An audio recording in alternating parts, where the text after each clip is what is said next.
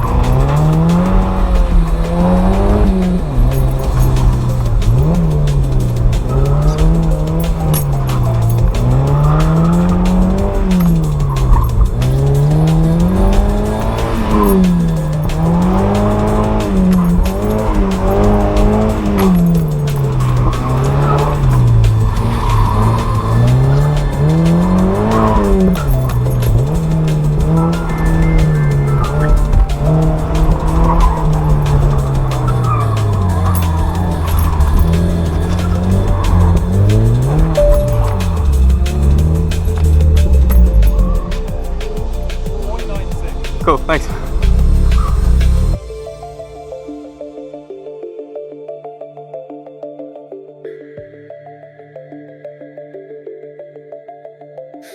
That was kinda rough. As you saw from the times I got and the footage that I showed, my driving was really rough around the edges for the past few runs. I kept coming into corners too hard, locked up the front tires, and applied too much throttle on corner exit, causing pretty bad understeer, and nearly turning my car into a lawnmower at some point. The problem I had on corner entries was amplified by the fact that I did not run ABS. I've disabled all driver assists, as I like to challenge myself as a driver. Another big part of the problem was the way I was thinking about the course. I was trying to treat the course like a miniature circuit. I was applying an overly aggressive braking technique where it wasn't appropriate. An Autosolo is way tighter, with more consecutive turns, which leaves you with very little time to set the car up, and certainly not much room for big aggressive pedal inputs. Unless, of course, you sign up to the event just to drift like some people, in which case you may choose to kick the fuck out of the clutch. Having realized this, I eased up on the pedals and focused more on weight transfer and getting the car pointed in the right direction. This mindset shift allowed me to set a better time on run 3 and helped me improve later on throughout the event. However, it wasn't all smooth sailing from now on. as I've developed some driveline issues for the next course due to what's classified as extreme heat in the UK. Let me show you how that went.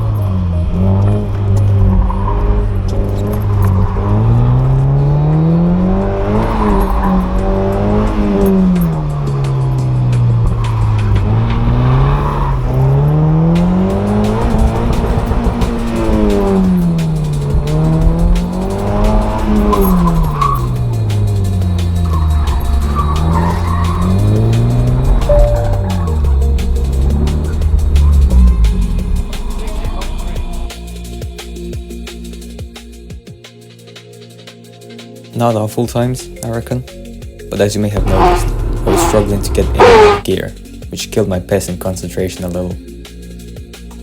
At some point, I've opted for simply bashing it off the reference, which to be fair, may have saved me some time, whereas I would normally waste it for an unnecessary upshift. When I parked up, I've tested my gearbox, and I found that I needed to apply immense force to get the car in and out of different gears. Putting the car into reverse felt like rowing a boat through sand. Yes, I know, I've got the boat Miata. With the engine turned off, the gearbox felt completely normal. I spoke with a few people and we think that the gearbox itself wasn't the problem, and that something wasn't fully disengaging when the engine was running.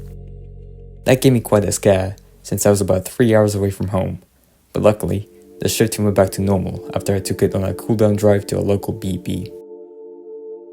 I don't know exactly what the issue was. I may have overheated the clutch or the hydraulics. The launches definitely didn't help, and the repeated high braking probably wasn't doing the hydraulics any favors either, given that the NC Miata shares its brake and clutch fluid. Needless to say, I took it easy on the remaining tests and stopped doing launches, except in the very last run, as I wanted to make it home. Fortunately, the next test was a bit more flowing, with more sweeping turns and a higher average speed, so I don't think this killed my pace too much.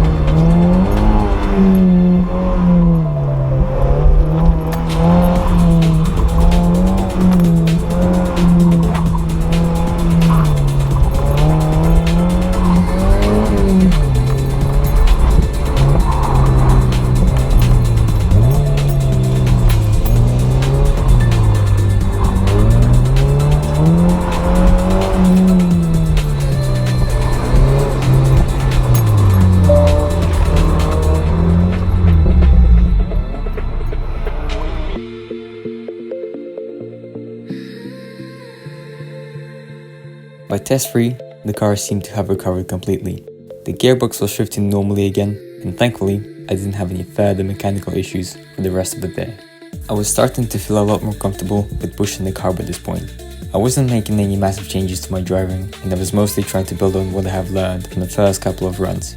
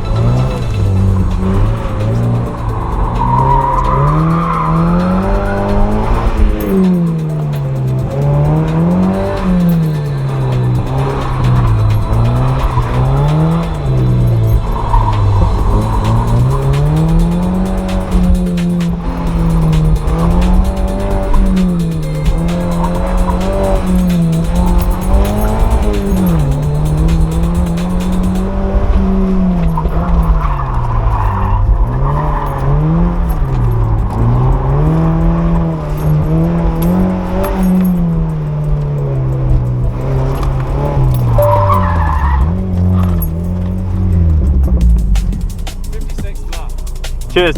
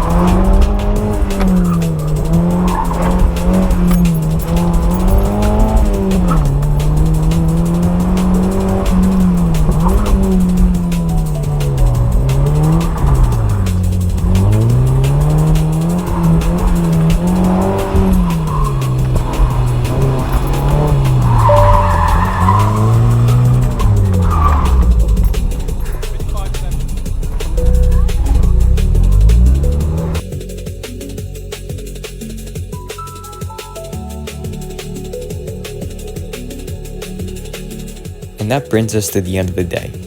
Despite the gearbox trying to ruin my afternoon, the NC made it through without me having to explain to the AA why my car was stranded at a horse racing track. In the end, I finished 11th in Class D and 19th overall out of 47 finishers. Now, that's not exactly a podium finish, but considering I was up against some seriously quick drivers, I'm pretty happy with it. There's definitely a lot more time I could find with more practice, and hopefully I'll get another chance to do exactly that. If you enjoyed the video, please like and subscribe for more questionable automotive decisions.